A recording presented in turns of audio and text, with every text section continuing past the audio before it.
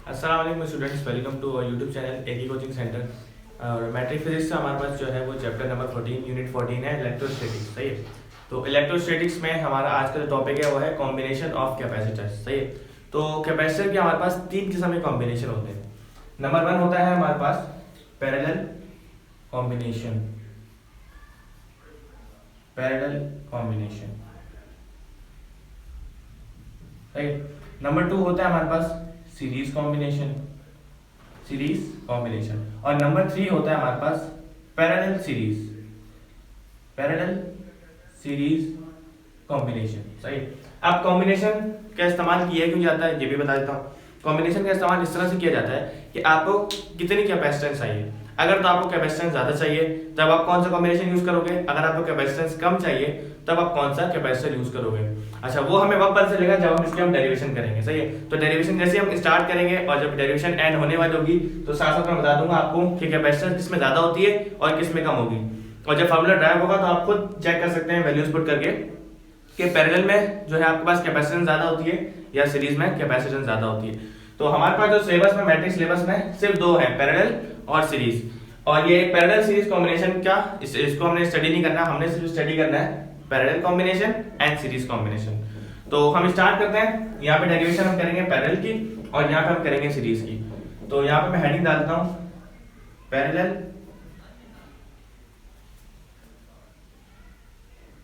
Combination. सही है। और यहाँ पे हम कर लेंगे सीरीज कॉम्बिनेशन।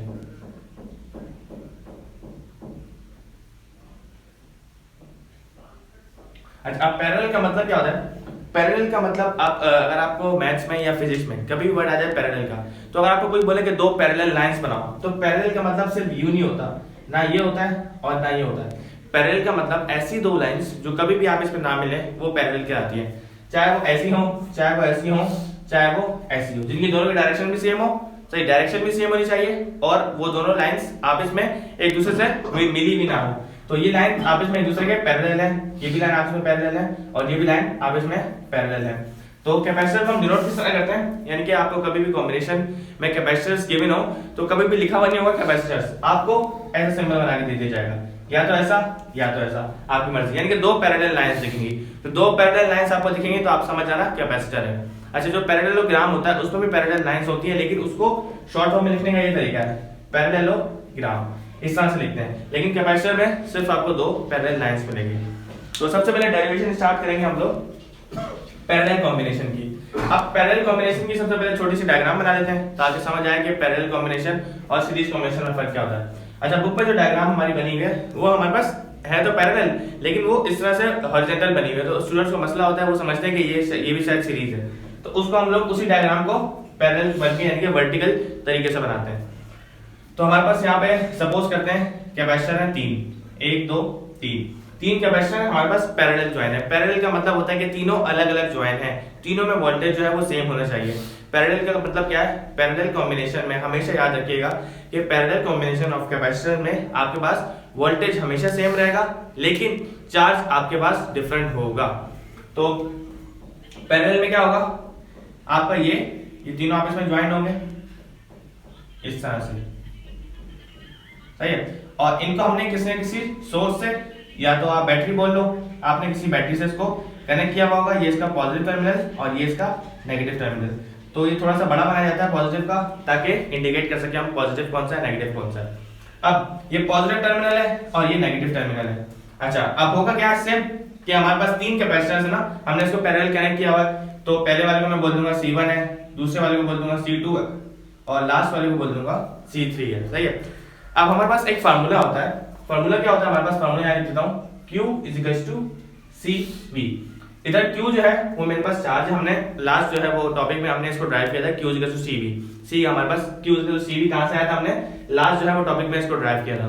तो Q indicates here charge, Q यहाँ पे बता रहा है कि चार्ज है, और C जो है आपके पास कैपेसिटेंस है, किसी कैपेसिटर कितनी कैपेसिटेंस है वो C जो हमारे पास कांस्टेंट है, और V हमारे पास वोल्टेज है या तो पोटेंशियल डिफरेंस है। तो ये तीन चीजें आपको पता होनी चाहिए कि चार्ज, कैपेसिटेंस और पोटेंशियल डिफरेंस। अच्छा, अगर ये C1 है, ये कैपेसिटर की अगर कैपेसिटेंस C1 है तो इसका वोल्टेज क्या होगा, अच्छा मैं कह रहा हूँ कि हमेशा पैरेलल कॉम्बिनेशन में वोल्टेज सेम रहता है, तो V1 भी जो होगा, मैं कह सकता हूँ ना यहाँ पे जो V होगा वही V1 भी होगा, और वही V2 भी होगा, और वही V3 भी होगा।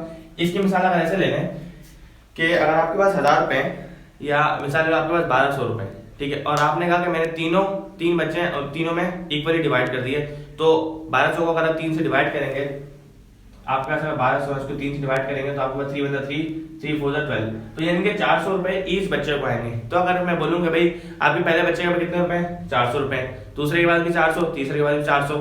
अगर मैं पूछूं कि भाई जो पहले बच्चे के पास पैसे हैं वही दूसरे के पास भी हैं, तो ये बात गलत नहीं होगी।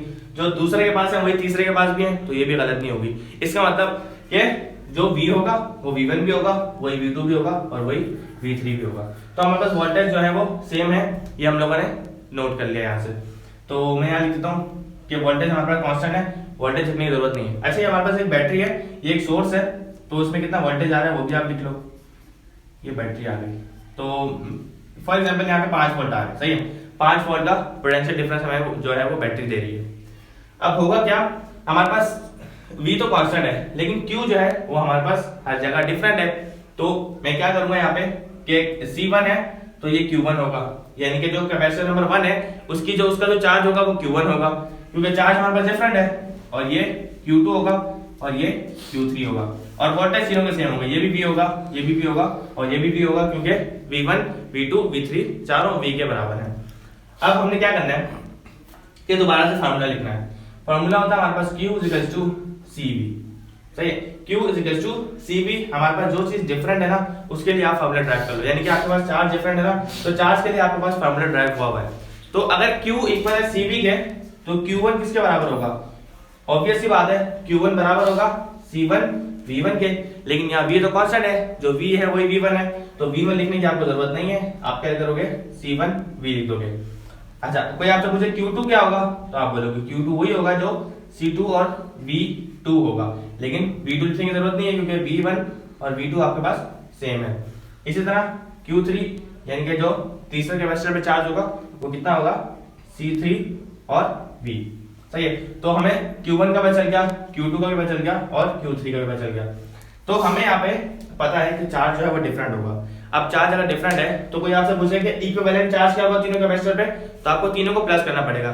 फॉर एग्जांपल अगर कैपेसिटर नंबर 1 पे 4 कूलम का चार्ज है, कैपेसिटर नंबर 2 पे 5 है, और कैपेसिटर नंबर 3 पे 6 का चार्ज है, तो कोई आपसे पूछे कि भाई इक्विवेलेंट चार्ज कितना है, तो आप क्या करोगे, तीनों का सम लोगे, यानी कि तीनों को प्लस करोगे। इसी तरह हम लोग क्या करेंगे कि चार्ज जो आपके पास डिफरेंट है उन तीनों को आपस में क्या करोगे, प्लस करोगे। तो अगर आपको इक्विवेलेंट चार्ज चाहिए यानी कि QE चाहिए, आप क्या करोगे, Q1 plus Q2 plus Q3 करोगे, सही। अच्छा, ये सारा काम जो हम रफ में कर रहे हैं, मेन डेरिवेशन यहाँ से स्टार्ट है, आप चाहो तो उसको भी फेयर में लिख सकते हो, कोई इशू नहीं है। तो ये चीज आपको बताना चाहिए, और ये चीज आप क्या करोगे, पुट करोगे इसमें। मुझे क्या चाहिए, मुझे इक्विवेलेंट चार्ज चाहिए, तो मैंने क्या कर दिया, तमाम को प्लस कर दिया, यानी कि Q1 plus Q2 plus Q3। अगर यहाँ पे 100 कैपेसिटर होते तो यहाँ पे 100 लिख देता, और मैं यहाँ पे Q और N डाल देता, लेकिन मुझे पता है यहाँ पे 3 कैपेसिटर है तो मुझे इसके डालने की जरूरत नहीं है। अब मुझे पता है Q किसके बराबर है, Q बराबर है CV के, Q इक्वल्स टू CV। तो ये इक्विवेलेंट चार्ज है, तो यहाँ पे जो कैपेसिटेंस है वो भी इक्विवेलेंट हो जाएगी, यानी कि CEV हो जाएगा, ठीक है। Q बराबर था CV के, इस Q की जगह मैंने पुट कर दिया CV, क्योंकि Q बराबर है CV के। और अगर आप यहाँ पे QE लिख दोगे तो C के साथ भी E आ जाएगा। अगर चार्ज इक्विवेलेंट है तो आपके पास कैपेसिटेंस भी इक्विवेलेंट होगी। इक्विवेलेंट का मतलब होता है सबकी मिला के, तमाम का सम। अच्छा, सही है। अब Q1 की वैल्यू भी हमें पता है, Q1 बराबर था C1 V के, तो Q1 की जगह C1 V आ जाएगा, प्लस Q2 की जगह क्या आ जाएगा, C2 V, Q2 की जगह आ गया भाई C2 V। अब Q3 की जगह आ जाएगा C3 V, तो C3 V आ गया। अच्छा, अगर हम यहाँ पे नोट करें कि हमारे पास एक चीज तीनों में कॉमन आ रही है, एक चीज तीनों में सेम है, वो चीज क्या है, वो चीज हमारे पास V यानी कि वोल्टेज तीनों में सेम था, तो हम यहाँ पे वोल्टेज का कॉमन निकाल सकते हैं। अगर यहाँ से V कॉमन निकाल लिया मैंने, तो यहाँ से बचा मेरे पास C1, यहाँ से बचा C2, और यहाँ से बचा C3, सही। इस V से ये V कैंसिल हो जाएगा, और हमारे पास फार्मूला ड्राइव हो गया पैरेलल कॉम्बिनेशन का, वो क्या है, CE यानी कि इक्विवेलेंट कैपेसिटेंस बराबर होती है C1 plus C2 plus C3 के, यानी कि तीनों कैपेसिटर की कैपेसिटेंस को अगर आप सम कर दोगे तो आपके पास बराबर हो जाएगी इक्विवेलेंट कैपेसिटेंस पैरेलल कॉम्बिनेशन में। तो ये हमारे पास जो है वो छोटी सी इक्वेशन ड्राइव हो गई। अच्छा, इस इक्वेशन से हमें एक चीज पता चलती है, इस इक्वेशन से हमें ये चीज पता चलती है कि पैरेलल कॉम्बिनेशन में हमेशा कैपेसिटेंस जो है वो इंक्रीज होती है। अब इंक्रीज क्यों होती है? अगर कैपेसिटर नंबर 1 की कैपेसिटेंस जो है वो 2 फैरेड है और सेकंड वाले की 3 फैरेड है और थर्ड वाले की 4 फैरेड है, तो अगर हम तीनों को प्लस करेंगे 4 + 3 + 7, 4 + 3 + 2, तो 4 और 3 7 और 2 9, तो हमारे पास टोटल जो वो आएगी कैपेसिटेंस आएगी वो 9 फैरेड आएगी, यानी कि तीनों का सम आ रहा है। तो वैल्यू आपके पास हमेशा सम में प्लस में वैल्यू बढ़ती है, कभी कम नहीं होती प्लस में। तो हम कह सकते हैं कि हमारे पास जो है पैरेलल कॉम्बिनेशन में आपके पास जो है वो कैपेसिटेंस इंक्रीज होती है। तो आप यहाँ पे एक पॉइंट ले सकते हो कि capacitance increases in parallel combination। तो दोबारा से ओवरव्यू ले लेते हैं इसका कि आपके पास वोल्टेज सेम होगा और चार्ज आपके पास डिफरेंट होगा। हमेशा पैरेलल कॉम्बिनेशन में वोल्टेज सेम होता है। अब वोल्टेज सेम होने की वजह क्या है? वोल्टेज सेम होने की वजह ये है कि अगर 5 वोल्ट यहाँ बैटरी से आ रहा है, इसके पास भी 5 वोल्ट जा रहा है, इसके पास भी 5 वोल्ट जा रहा है और इसके पास भी 5 वोल्ट जा रहा है, यानी कि एक चीज में गुजर नहीं रहा। अगर एक तार है गुजर रही है, अगर एक तार से एक घर ने भी उसी से बिजली ली हुई है, दूसरे ने भी उसी से बिजली ली हुई है, तो दोनों के पास सेम वोल्टेज आ रहा होगा ना, क्योंकि अगर इस तार में 220 वोल्ट आ रहा है तो इस घर वाले के पास भी 220 आ रहा होगा और दूसरे घर वाले के पास भी 220 आ रहा होगा, क्योंकि दोनों जो है वो पैरेलल ज्वाइंट है। लेकिन अगर एक घर के वायरिंग से दूसरे घर वाले ने वायरिंग ली हुई है, तो पीछे से वोल्टेज आ रहा है, वो घर वाला भी यूज कर रहा होगा, वोल्टेज कम होगा, और उसी से अगर साथ वाला भी लेगा तो वोल्टेज हमेशा कम होगा। तो वोल्टेज अगर सीरीज में हो तो कम होता है, पैरेलल में हो तो सेम रहता है। ये चीज हमेशा याद रखना कि वोल्टेज अगर पैरेलल ज्वाइंट हो यानी कि पैरेलल कॉम्बिनेशन में हो तो हमेशा इंक्रीज होगा, सेम रहेगा, और अगर वोल्टेज आपके पास सीरीज कॉम्बिनेशन में लगा हुआ हो तो आपके पास हमेशा डिफरेंट होगा। तो इस तरह से हम लोगों ने क्या, पैरेलल कॉम्बिनेशन हमारा खत्म हो गया। अब हमने क्या करना है कि सीरीज कॉम्बिनेशन में क्या होता है। तो सीरीज कॉम्बिनेशन के लिए हमने सिंपल डायग्राम बनानी है, बिल्कुल इस तरह से। अच्छा, इसकी एक और एग्जांपल ये भी होती है कि पैरेलल कॉम्बिनेशन में आपको अलग अलग लूप्स दिखते हैं, इस तरह एक ये लूप्स है, फिर दूसरा लूप है और ये 3 लूप्स है। लेकिन सीरीज कॉम्बिनेशन में आपको एक क्लोज सर्किट मिलेगा इस तरह से। अब सीरीज कॉम्बिनेशन की डायग्राम बनाने की कोशिश करते हैं। ये मेरे पास आ गया कैपेसिटर, ये 3 कैपेसिटर है, सही है। अब इनको हमने किसी सोर्स से ज्वाइन किया हुआ और वो सोर्स हमारे पास बैटरी भी हो सकती है। ये इसका पॉजिटिव टर्मिनल और ये इसका नेगेटिव टर्मिनल। अच्छा, ये पॉजिटिव टर्मिनल जो है वो पहले वाले के पॉजिटिव के साथ जाके अटैच हुआ हुआ, सही है, और ये वाला पॉजिटिव जाके दूसरे वाले के नेगेटिव से अटैच हुआ हुआ, यानी कि ये नेगेटिव है और ये इसका पॉजिटिव है। तो इस तरह से हम इंडिकेट करते हैं। इसमें हमारे पास क्या था, पैरेलल में हमारे पास जो पॉजिटिव था वो तमाम के पॉजिटिव से जाके कनेक्ट हुआ था और इसका जो नेगेटिव था वो तमाम के नेगेटिव से कनेक्ट हुआ था। लेकिन इसमें ऐसा नहीं है, इसमें जो इसका पॉजिटिव है ना वो जाके इसके नेगेटिव वाले से अटैच हुआ है और बाकी तमाम कैपेसिटर बीच में लगे हुए हैं, और ये बीच वाले साथ आपस में क्या है, सीरीज वाइज अटैच हुए हैं। तो ऐसा कॉम्बिनेशन जिसमें एक क्लोज सर्किट आपको दिखे, ऐसा कॉम्बिनेशन आपको हमेशा सीरीज कॉम्बिनेशन कहलाएगा। तो इसमें भी अगर हम सपोज करें कि 5 वोल्ट जो है वो बैटरी दे रही है, तो हमारे पास 3 कैपेसिटर जो है वो सीरीज कॉम्बिनेशन में ज्वाइंट हुए हैं। इसको हम नाम दे देंगे C1 का, इसको C2 और इसको C3, जैसा हमने पैरेलल कॉम्बिनेशन में दिया था। अब इसकी कैपेसिटेंस C1 है, C2 है और C3, ठीक है। अच्छा, इसमें जो चार्ज होगा, अब मैंने क्या बताया कि सीरीज कॉम्बिनेशन में चार्ज जो है वो सेम होता है। अब चार्ज सेम होने की वजह मैं बता देता हूँ क्या है। लेट्स सपोज कि यहाँ पे ये जो हमारे पास पॉजिटिव टर्मिनल है बैटरी का और ये नेगेटिव टर्मिनल है बैटरी का, तो ये पॉजिटिव टर्मिनल से अगर मेरे पास यहाँ पे 4 प्रोटॉन आते हैं यानी कि पॉजिटिव चार्ज आते हैं, तो 4 प्रोटॉन जब यहाँ पे आएंगे तो क्या करेंगे, 4 इलेक्ट्रॉन को यहाँ से शिफ्ट करके यहाँ पे शिफ्ट कर देंगे। तो हमारे पास यहाँ पे 1 2 3 4 इलेक्ट्रॉन हमारे पास यहाँ पे जमा हो गए। इक्वल टू का साइन नहीं है, मैं इलेक्ट्रॉन बना रहा हूँ, यानी कि हमारे पास 4 इलेक्ट्रॉन यहाँ पे जमा हो गए, माइनस माइनस माइनस माइनस। तो हम कह सकते हैं इस वाले टर्मिनल पे 4 इलेक्ट्रॉन यानी कि 4e नेगेटिव हमारे पास जो है वो चार्ज आ गया। अब जो भी चीज इलेक्ट्रॉन देती है उस पर हमेशा पॉजिटिव चार्ज आता है। आपको बताया था मैंने, इलेक्ट्रॉन डोनर पे हमेशा पॉजिटिव चार्ज आता है। तो ये इलेक्ट्रॉन डोनर है, इसने 4 इलेक्ट्रॉन वहां पे शिफ्ट कर दिए, तो 4 इलेक्ट्रॉन जब इसने शिफ्ट किए तो इस पे 4 प्रोटॉन का चार्ज आ जाएगा। इस पे 4 इलेक्ट्रॉन का चार्ज आ गया और इस पे 4 प्रोटॉन का। हम सपोज कर रहे हैं 4 की बात, हम सिर्फ 4 इलेक्ट्रॉन सपोज कर रहे हैं, वैसे इलेक्ट्रॉन बहुत ज्यादा तादाद में होते हैं, ठीक है। तो 4 इलेक्ट्रॉन यहाँ पे इसने उठा के वहां पे शिफ्ट कर दिए और इस पे 4 प्रोटॉन का चार्ज आ गया। अब जब इस पे 4 प्रोटॉन का चार्ज आ गया तो ये वाला क्या करेगा, ये 4 प्रोटॉन 4 इलेक्ट्रॉन को अपनी तरफ क्या करेंगे, अट्रैक्ट करेंगे, क्योंकि पॉजिटिव और like charges repel each other and unlike charges attract each other. तो अनलाइक चार्जेस हमेशा एक दूसरे को अट्रैक्ट करेंगे। तो आप इसके दो कांसेप्ट हो सकते हैं, या तो ये 4 प्रोटॉन को रिपेल करेंगे, क्योंकि प्रोटॉन को रिपेल करेगा, पॉजिटिव चार्ज को रिपेल करेगा। और हम ये भी कह सकते हैं कि ये 4 प्रोटॉन जो है वो 4 इलेक्ट्रॉन को अपनी तरफ अट्रैक्ट करेंगे। तो ये वाला क्या करेंगे, 4 प्रोटॉन 4 इलेक्ट्रॉन को अट्रैक्ट करेंगे, तो उसकी जो दूसरी प्लेट है उस पर भी 4 इलेक्ट्रॉन का चार्ज आ जाएगा, इस पर भी 4 का चार्ज, इस पर भी 4 का चार्ज, ठीक है। अब ये 4 इलेक्ट्रॉन जो है ये 7 वाली प्लेट से 4 प्रोटॉन को अट्रैक्ट करेंगे, क्योंकि unlike charges attract each other, तो इस पर भी 4 प्रोटॉन का चार्ज आ गया। इस तरह ये 4 प्रोटॉन जो है वो 4 इलेक्ट्रॉन को क्या करेंगे, अट्रैक्ट करेंगे, इस पर भी 4 इलेक्ट्रॉन का चार्ज आ गया, और ये नेगेटिव वाले 4 प्रोटॉन को आपस में अट्रैक्ट करेंगे। तो इस तरह से आपके पास जितने भी कैपेसिटर्स लगे हुए हैं उन सब पे सेम चार्ज आया। तो कोई आपसे पूछ ले कि भाई चार्ज सेम क्यों होता है, तो आपने उनको ये बता देना कि आपके पास जो है अगर 2 इलेक्ट्रॉन यहाँ से वहां जा रहे हैं तो इस पे भी 2 का चार्ज होगा, वो दूसरे वाले को 2 इलेक्ट्रॉन अट्रैक्ट करेगा, फिर 2 इलेक्ट्रॉन 2 प्रोटॉन को अट्रैक्ट करेंगे। इस तरह से तमाम पे जो है वो सेम चार्ज चलता रहेगा। तो हम कह सकते हैं कि Q जो है वही होगा जो Q1 होगा, और जो Q1 होगा वही Q2 भी होगा, और जो Q2 होगा वही Q3 भी होगा। तो तीनों पे हमारे पास चार्ज जो है वो सेम आ रहा है, तो हमने क्या कर दिया कि चार्ज जो है वो कांस्टेंट है, चार्ज जो है वो सेम। अब फार्मूला क्या है, हमारा फार्मूला होता है Q = CV।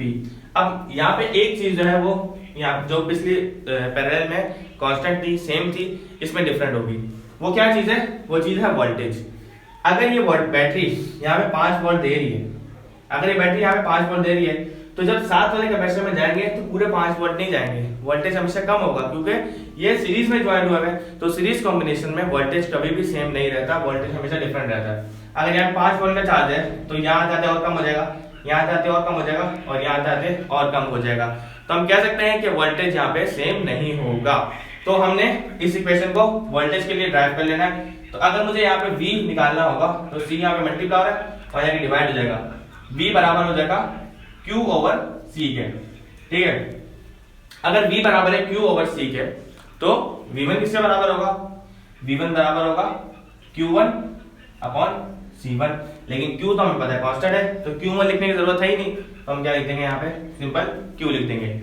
इसी तरह V2 बराबर होगा Q/C2, और इसी तरह V3 हमारे पास बराबर होगा Q/C3। तो ये हमारे पास जो है वो इंफॉर्मेशन कलेक्शन हमें चाहिए थी डेरिवेशन के लिए, तो हमने यहाँ पे इसे लिख दिया। अब हमने क्या करना है, अब अगर आपको कोई बोले कि भाई इक्विवेलेंट वोल्टेज बताओ, ये तीनों पे कितना वोल्टेज आएगा, भाई तीनों पे वोल्टेज डिफरेंट है ना, तो वोल्टेज डिफरेंट है तो हम इसको इक्विवेलेंट करेंगे, यानी कि तीनों का सम करेंगे। अगर यहाँ पे समझ लो 5 वोल्ट आ रहा है, यहाँ पे 4.5 है और यहाँ पे 3.5 है, तो सबका सम कर दोगे तो आपको पता चल जाएगा कि इक्विवेलेंट वोल्टेज कितना आ रहा है। तो हमें एक्चुअल में क्या चाहिए, VE चाहिए, इक्विवेलेंट वोल्टेज। तो हम कहेंगे कि इक्विवेलेंट वोल्टेज बराबर है V1 + V2 + V3, तीनों का सम करेंगे तो पता चल जाएगा कि इक्विवेलेंट वोल्टेज पूरे तीनों कैपेसिटर्स में कितनी है, सही है। अब इक्विवेलेंट वोल्टेज बराबर किसके था, हमारा VE बराबर था। अगर यहाँ पे VE लगा दूंगा तो C भी क्या होगा, इक्विवेलेंट होगा, यानी कि अगर इक्विवेलेंट वोल्टेज है तो कैपेसिटेंस भी क्या होगी, इक्विवेलेंट होगी। तो VE बराबर है Q/CE के, इसकी जगह आप पुट कर दोगे Q/CE के, सही है। इसी तरह V1 बराबर था Q/C1 के, तो यहाँ पे Q/C1 आ जाएगा, प्लस V2 बराबर था Q/C2 के, तो यहाँ आ जाएगा Q/C2।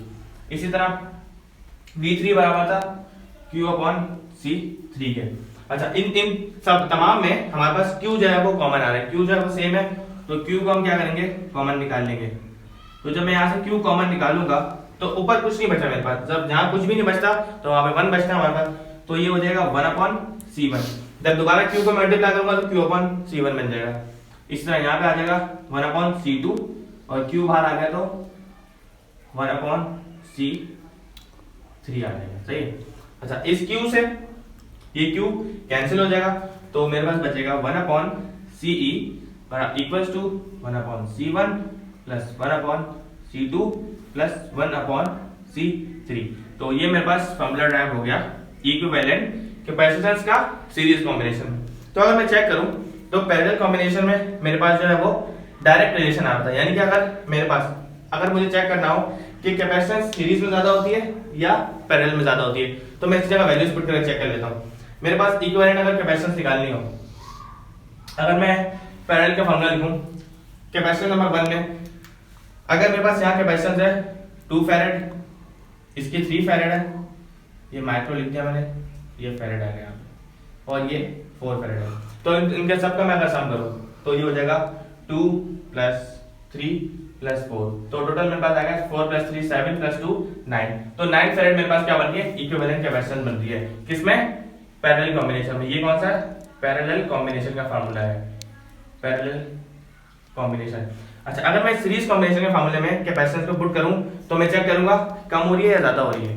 अच्छा, अगर इसी की जगह मैं पुट करूं 1/CE बराबर होगा 1/C1, तो C1 कितना था हमारे पास, वही चार्ज लेंगे हम, 2 फैरेड था, यहाँ पे हम 2 फैरेड लेंगे तो 1/2 आ जाएगा, प्लस इसमें हमारे पास कितना था कैपेसिटेंस 3 फैरेड थी, तो यहाँ पे आ जाएगा 1/3 प्लस यहाँ पे 1/4। इन सब का अगर मैं सम करूं तो अगर मैं इसका एलसीएम लेता हूं सिंगल, तो मेरे पास क्या आएगा 3 1 3 प्लस 2 1 2 अपॉन में 3 2 6 प्लस का 1/4 ऐसे आ गया। सही है, 3 प्लस 2 मेरे पास क्या होता है, 3 प्लस 2 होता है 5, तो ये हो जाएगा 5/6 प्लस 1/4। इसका दोबारा एलसीएम लूंगा मैं तो ये हो जाएगा 4 5 20 प्लस 6 1 6 और 6 4 24, तो 20 प्लस 6 होगा 26, यहाँ पे आ जाएगा 26/24। सही है, तो ये 2 1 2 2 7 14, सॉरी 2 1 2 और 2 2 4, 2 1 2 2 3 6। तो मैं 12 को अगर 13 से डिवाइड कराऊंगा तो मेरे पास आंसर आएगा 1 पॉइंट समथिंग, यानी कि 13 को आप जब डिवाइड कराओगे तो मेरे पास 1 पॉइंट समथिंग आएगा। तो अगर आप चेक करो तो पैरेलल कॉम्बिनेशन में 9 फैरेड आपके पास आ रही थी कैपेसिटेंस, इक्विवेलेंट कैपेसिटेंस 9 फैरेड आ रही थी, और यहाँ पे सीरीज कॉम्बिनेशन में आपके पास इक्विवेलेंट कैपेसिटेंस 1 आ रही है। इसका मतलब कि हमेशा सीरीज कॉम्बिनेशन में आपके पास कैपेसिटेंस कम होगी और पैरेलल कॉम्बिनेशन में आपके पास कैपेसिटेंस ज्यादा होगी। तो ये जुमला जो मैंने लिखा capacitance increases in parallel combination, उसको आप लिख दोगे कि capacitance decreases in series combination.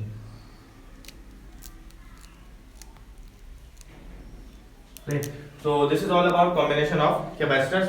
तो हम छोटा सा इसके यूजेस पढ़ लेते हैं कि कैपेसिटर्स कहाँ कहाँ यूज होते हैं।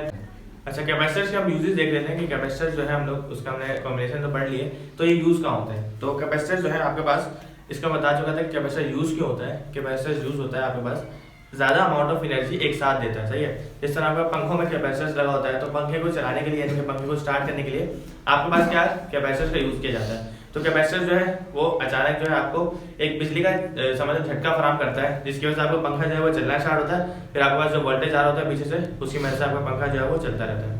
तो कैपेसिटर जो हमारे पास मोबाइल में भी लगे होते हैं, फ्लैश कैमरा फ्लैश में भी लगे होते हैं, कैपेसिटर आपके पास डिफरेंट मोटर्स में लगे होते हैं, कैपेसिटर डिफरेंट टाइप्स के होते हैं, और सबसे ज्यादा पंखों में आपने देखे होंगे कैपेसिटर यूज हुए हैं। तो अगर हम बुक में पढ़ें तो हमारे पास लिखा हुआ है electrical and electronic circuits use capacitors in a broad variety of ways। तो बहुत सारी varieties के होते हैं हमारे पास capacitors. They are utilized for instance in the process of tuning transmitters, receivers and transistors, radios। अच्छा, कह रहे हैं कि हमारे पास जो है वो ट्रांसमीटर्स, रिसीवर्स, ट्रांजिस्टर और रेडियोस वगैरह में हमारे पास क्या कैपेसिटर्स इस्तेमाल होते हैं। Also they are utilized to run table fans, ceiling fans, exhaust fans, air conditioners, motors, coolers, washing machine and air conditioners and many other appliances to keep them running at a high efficiency। तो जो बात मैंने अभी बताई आपको कि किसी भी मशीन को चलाने के लिए पंखे, चाहे वो पंखे की मशीन हो, चाहे वो वॉशिंग मशीन हो, चाहे वो आपके पास सीलिंग फैन हो, उसको चलाने के लिए, उसको रन करने के लिए आपको कैपेसिटर्स की जरूरत लाजमी पड़ती है, और इससे आपके पास एफिशिएंसी भी बढ़ती है। यानी कि समटाइम ऐसा होता है ये आपके पास कैपेसिटर जल जाता है और आपका पंखा जो है वो सेव हो जाता है। तो उसकी एफिशिएंसी आपके पास बढ़ जाती है, क्योंकि आपके पास कैपेसिटर जो है वो सस्ता होता है और पंखे की जो आपके पास वाइंडिंग होती है वो महंगी होती है। तो इस तरह इसलिए भी आपके पास कैपेसिटर जो है वो यूज किया जाता है, ताकि आपकी जो आपके पास जो कोई भी मशीन है, पंखा है, वॉशिंग मशीन है, मोटर है, या एयर कंडीशनर है, एसी है, या रूम कूलर है, उसकी एफिशिएंसी आपके पास बढ़ जाए। अच्छा, उसके बाद आगे लिखा हुआ है it is also common to find capacitors in the electronics circuitry of computers and other products like smartphones. तो मैंने आपको बताया मोबाइल फोन्स में, स्मार्टफोन्स में भी हमारे पास कैपेसिटर्स का यूज होता है और खासतौर पर कंप्यूटर्स में भी आपके पास कैपेसिटर का यूज होता है। It is possible to utilise capacitors to distinguish between high and low frequency signals which makes them valuable in electronic device. तो कह रहे हैं कि हमारे पास सिग्नल हाई और लो होते हैं, उसके लिए भी कैपेसिटर्स का यूज किया जाता है। और डिस्टिंग्विश का मतलब है कि फर्क कर सकें हम लोग के सिग्नल हाई है या लो है, to make them valuable in electronic circuit. तो इलेक्ट्रॉनिक सर्किट में आपके पास सिग्नल जो है कभी कभार हाई होते हैं और कभी कभार स्लो होते हैं। तो हाई और लो में फर्क करने के लिए हम लोग क्या करते हैं, कैपेसिटर्स का यूज करते हैं, खासतौर पर इलेक्ट्रॉनिक सर्किट में। और इलेक्ट्रॉनिक का चैप्टर है वो हमारे पास जो है इससे अगला चैप्टर है, उसमें आपको अच्छी तरह से समझ आएगा कि इलेक्ट्रॉनिक सर्किट में हम लोग क्यों यूज करते हैं कैपेसिटर्स। अच्छा, उसके बाद है for instant resonant circuits which are responsible for tuning radios for specific frequencies required to use variable capacitor। तो वेरिएबल कैपेसिटर का मतलब ऐसे कैपेसिटर जो जिनकी आप कैपेसिटेंस चेंज कर सकते हो। वेरिएबल का मतलब होता है चेंजेबल। जिस तरह से हमारे पास वेरिएबल रेजिस्टेंस होती है, ऐसे रेजिस्टेंस जिसकी रेजिस्टेंस को आप बार बार चेंज कर सकते हो, इस तरह वेरिएबल कैपेसिटेंस की आप कैपेसिटेंस को वेरिएबल कैपेसिटेंस को आप चेंज कर सकते हो। तो वेरिएबल का मतलब होता है चेंजेबल, तो उसका भी काफी यूज किया जाता है। These kind of circuits are referred to as filter circuits. One capacitor may not work in all situations. In general, ceramic capacitors out from other types and can be found in a wide variety of applications।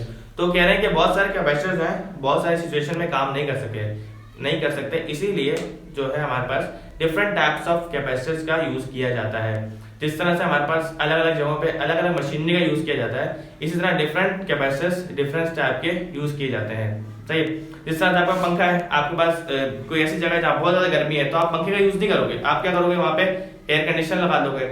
इसी तरह आपके पास अगर कोई आपके पास हवा नहीं आ रही किसी दीवार से या गर्माइश बहुत ज्यादा है, तो आप क्या करोगे कि जो है वो आपके पास जो खिड़की में फैन लगे होते हैं उन एग्जॉस्ट फैन का यूज करोगे।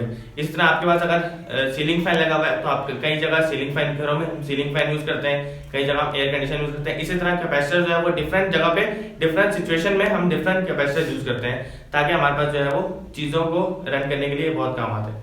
तो आई होप आपको पूरा चैप्टर जो है वो समझ आ गया होगा अच्छी तरह से, और कैपेसिटर के यूजेस भी समझ आ गए होंगे। नेक्स्ट वीडियो में इंशाल्लाह हम लोग इसके न्यूमेरिकल्स करेंगे। तब तक के लिए अल्लाह हाफिज।